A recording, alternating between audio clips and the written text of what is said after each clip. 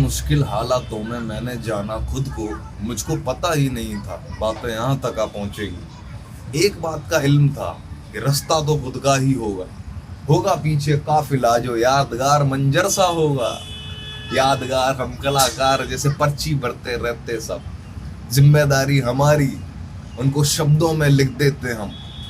क्या है मामूली ये बात, एहसासों को लिख देना। एक शब्द का मतलब होता है जज्बातों को बयां कर देना। पर पहले ना है हम, हमसे पहले आदि योगी हैं। वो चारित्रिक तौर पे देखो हर एक माया भोगी है। ऐसा दिन भी आएगा जब शब्द खत्म हो जाएंगे, जो लिखते रहते हंसते हुए वो पहले ही रो जाएंगे। हम खो जाएंगे, हम खो जाएंगे, हम सब जाके जज्बातों में ऐसे खो जाएंगे। बहुत बहुत ही प्यारी लाइनें लगती है मेरे को। ये मैंने लिखी थी कुछ समय पहले, मैंने इसको अपलोड भी किया था एक रील के तौर पे मेरी इंस्टा पे, IM डायलर वाले पे। तो आई वाज लाइक यार, पर इसकी पहली लाइन थी कर दो क्राइम, कर दो राइम कर दो। तो मुझे रिदमेटिक क्राइम करना था, वैसा वाला क्राइम नहीं करना था, यू नो।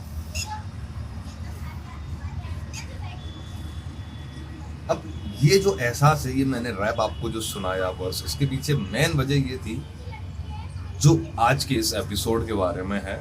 आज के इस एपिसोड में मैं बात करने वाला हूँ हमारी वाइब्स की, जो कि ऊर्जा से रिलेटेड है। आप अपनी ऊर्जा को समझो आपकी ऊर्जा कब किस समय, लुक, स्थिति, लोकेशन और परिवेश पे निर्भर करती है, या फिर वो तुम्हारी उस पे निर्भर करता है, तुम्हारे आउटलुक पे, तुम्हारी ऊर्जा के स्तर पर। मैं बताऊं, अगर तुम्हें और आसान भाषा में बताऊं तो आप इसको ऐसे समझने की कोशिश कीजिए कि शाम का जो काम है वो शाम को होना चाहिए, सुबह का जो काम है वो सुबह होना चाहिए, और दोपहर का जो काम है वो दोपहर को होना चाहिए। और इसको दूसरी भाषा में समझने की कोशिश करें कि जैसे कि मान के चलिए सुबह 10 से 12 की बात है और वो तुम शाम को 5 से 6 पे कर रहे हो। ऊर्जा के जो स्तर होते हैं ना, ऊर्जा के स्तरों की सबसे बेस्ट चीज मुझे ये लगती है कि आधे से ज्यादा टाइम वो ऊर्जा तुम्हें ये एहसास करा देगी कि ये काम तो होने ही नहीं वाला, ये तो हो ही नहीं सकता। पर अचानक से ऊर्जा का वही दूसरा स्तर उस काम को यूं कर रहे हैं। कुछ लोग हैं जिनके साथ ये चीज होती है, और जो चीज जिनके साथ होती है मुझे पता है वो लोग समझेंगे मेरी बात, कि मैं इतने दिन से तो करने की सोच रहा था, बट अचानक से ये क्या हुआ यार, इट वॉज लाइक दैट। हाँ, उसके पीछे वजह नहीं है, उसके पीछे तुम्हारे ऊर्जा की उन सभी चीजों की स्थिति, एक होता है ना क्या बोलते हैं उसको, नक्षत्र टाइप की चीज। पर वो वाला नहीं है ये एस्ट्रोनॉमी वाला, ये है अनुभव वाला, ये है एक इंट्यूशन वाला, ये है एक एहसास। I can feel it.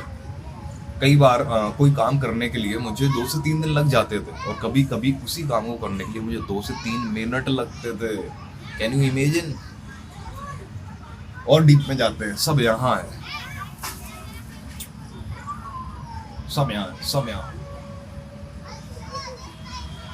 अब यहाँ ऐसे है कि अब तुम देखना, इसको पकड़ने की कोशिश करते हैं कि सब यहाँ है कि नहीं। तुम्हें पता है तुम्हारी प्रॉब्लम क्या है तुम्हें पता है तुम्हारा सॉल्यूशन क्या है, तुम्हें पता है कि क्या समस्या आ रही है, और तुम्हें पता है कि समाधान कैसे मिलेगा। पर जो है ना और हाँ के बीच में, वो है कीमत, कि कौन कीमत चुका सकता है।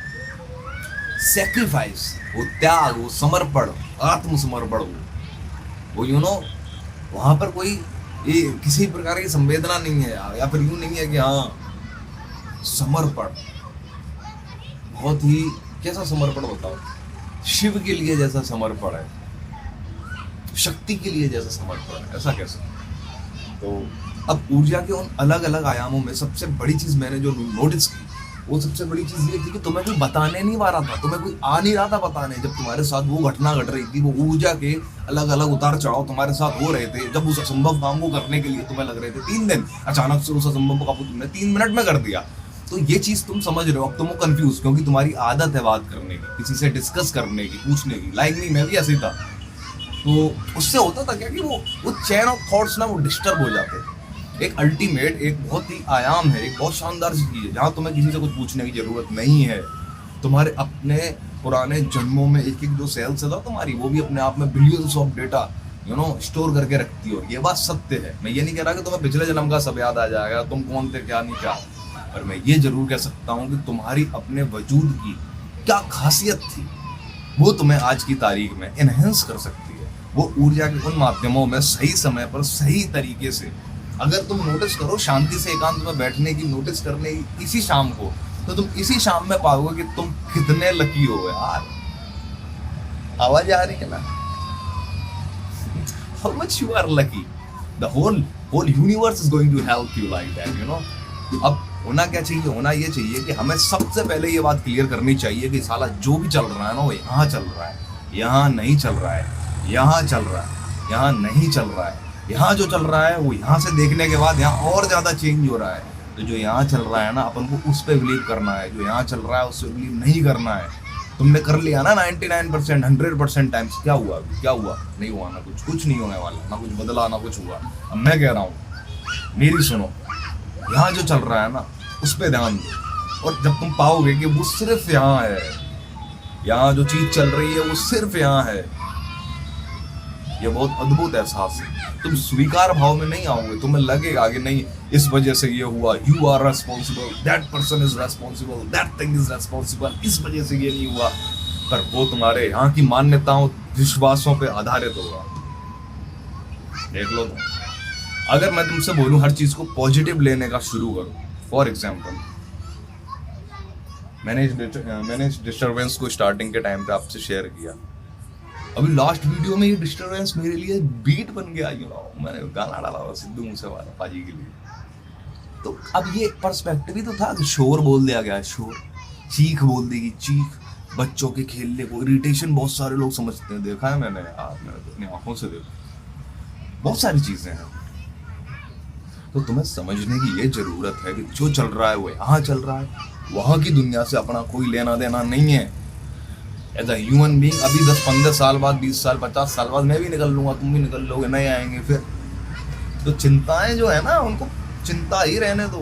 तुम्हारे वर्तमान समय में तुम्हारे हालातों के लिए ना वो चिंता तुम्हारे लिए आ रही है, ना ही तुम्हारा आने वाला भविष्य से कोई जनरेशन या बीती हुई पीढ़ी से तुम्हारी कोई जनरेशन आने वाली है। तुम्हारा तुम्हें ही समेटना है। और ये बात याद रखना अपने भाई की, जो है वो सिर्फ यहाँ है, जो है वो सिर्फ यहाँ है, जो है वो सिर्फ यहाँ है। मिलते हैं बाकी, छोड़ो, काफी आज के लिए वाइब्स। आई थिंक तुम समझ चुके होगे मैं कहना क्या चाह रहा हूँ। ऊर्जा के अलग अलग उन आयामों में तुम्हारे यहाँ से लिए हुए फैसलों के बावजूद भी अगर वो कॉम्प्लिकेशंस और वो क्या बोलते हैं उसको, बीच में इंटरफेरेंस आ जाते हैं, तो तुम समझो कि उसके पीछे कारण ये नहीं है, वो हमारे मान्यताओं की वजह से है। वो हमने पहले से मान लिया चीज़ों को। हमें जाना था कोई काम करने, हम एक के पास गए, हो गया, फिर हमने ये सोच लिया ये हो जाएगा, अरे ये नहीं काम करने वाला, ये तरीका गलत है। वो तुम्हारे यहाँ के कुछ चीज़ों के पहले से प्रेडिक्टिव मैनर को समझने की तरीके से निर्भर करता था, ना कि तुम गए और वो हो गया, या तुम जो चाहते हो वो हो गया। वो चीज़ वैसे काम नहीं करेगी, तुम्हें आगे बढ़ना पड़ेगा, तो उसके भी पार जाना पड़ेगा। तब बहुतों का भला होगा, तब मानवता का भला होगा, तब स्वार्थ से निकलकर निस्वार्थ भावना पैदा होगी। तब वो समझ आएगा जो आज तुम्हारे समझ नहीं आता, कि तुम 2 मिनट चैन से बैठ के बेचैनी में चले जाते हो, ना कि 2 मिनट चैन से बैठ के मुस्कुराहट में चले जाओ। You know what I'm saying? I think it's enough for today. मिलते हैं वापस।